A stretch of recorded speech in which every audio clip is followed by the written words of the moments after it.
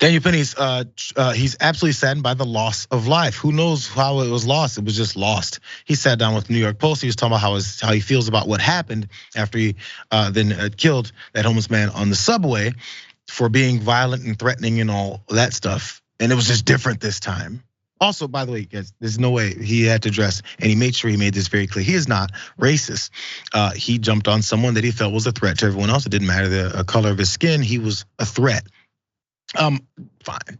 I'm actually willing to believe dude's not a racist if he wants to say that. Fine, take that. But the thing outside of that is how much do you think you doing this in public on someone's cell phone camera, then being spread all everywhere?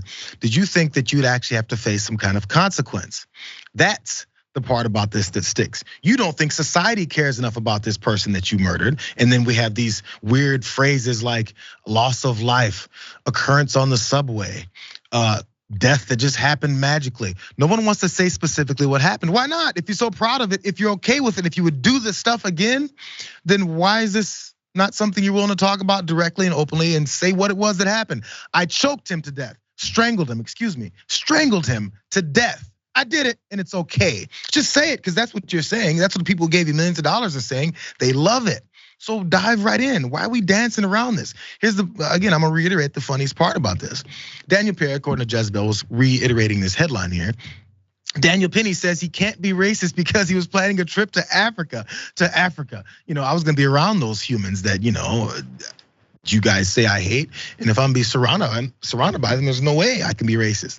Again, like I said, I don't care whether or not he's racist or not. He murdered someone on the subway, and when people were like, hey, he continued choking this guy to death. I think he was subdued way before, even if he was being violent. People don't like to talk about that aspect of this. There's more about the shame he probably didn't feel when it comes to this, because he said this. When asked about what he would say to the family of Jordan Neely, again, because we have to associate these folks with humans. So they asked him this.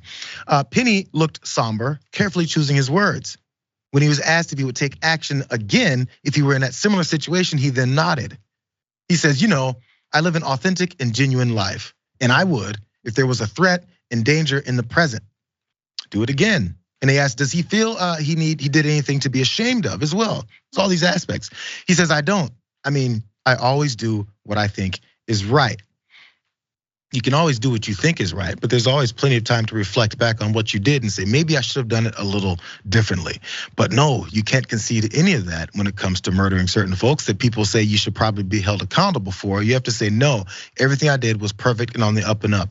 Maybe it's for his legal defense. Maybe he shouldn't talk to anyone if he's gonna be defending himself and wants to make sure these narratives are out there. But one thing it doesn't make you look like much of a human, someone you should probably be sitting next to, because if someone is yelling or is going through mental health crisis, his thought is they're dangerous, time to choke them to death, because that's the standard that people do whenever someone's a threat or someone is scaring folks on a subway.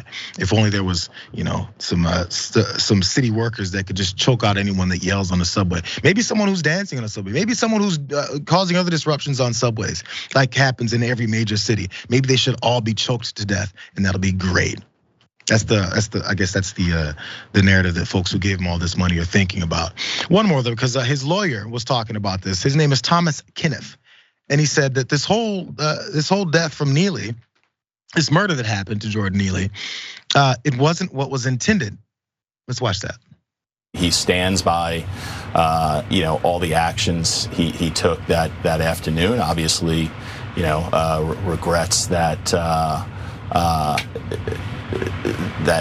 those tragic ending. As anyone would regret the loss of human life. Yeah. But that's not something he intended. It's not something he caused. So we thought that it was appropriate to have that message out. Right. It's appropriate that he didn't intend it, but he didn't say that when he was interviewing with the New York Post. He was saying, I'd do it all over again. Just get it right, that's all. Just get your story straight. Okay, guys, there's Penny and his response and how he feels about it. The support will probably grow.